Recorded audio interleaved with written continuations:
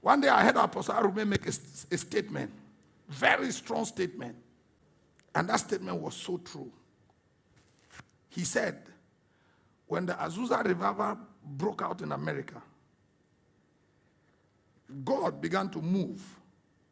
By the time the fathers of the Pentecostal movement in Africa got to America to connect to the revival, God had left. And what they collected was the chaff. And they brought the chaff to us. And that's what the breakthrough and the bless me gospel. You know, they suddenly discovered that the gospel can prosper people. And that the gospel can make people rich. But do you know that before the gospel, in Africa, people were getting rich? In fact, the richest man on this continent is a Muslim. He's from this country. So you don't need God. You don't need church to be rich.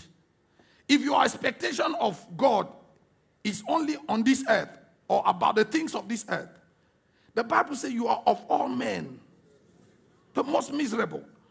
And if you look at it with that eyes, most of the people coming to our congregation are of all men the most miserable. See, the normal mind doesn't understand why you need God to help you achieve what unbelievers achieve without God. It's been said on social media that Africa is the continent where the people pray the most, right? Yet we are the poorest continent. We have the biggest churches. We have the greatest pastors of the world. We all go to church. Africa is like 80% of Africa, we go to church. We have some kind of spirituality around Bible. Yet, we are poor. We are miserable. And the other people don't understand how we pray this much and we are in this mess.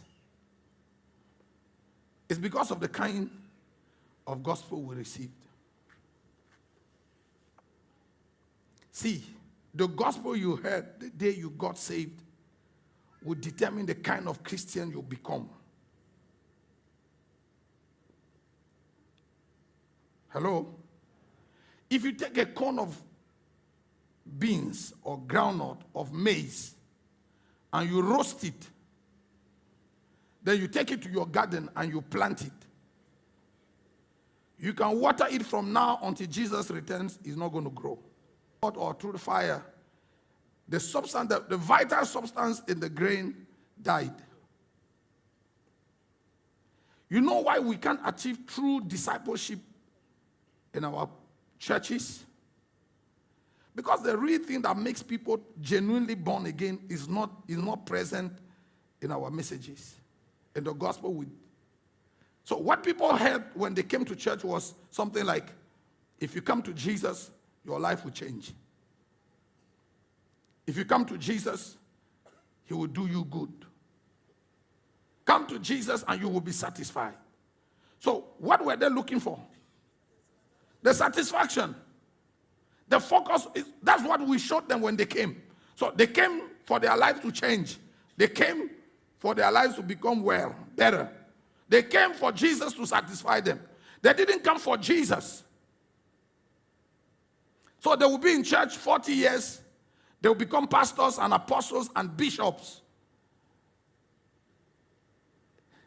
You see, from the root,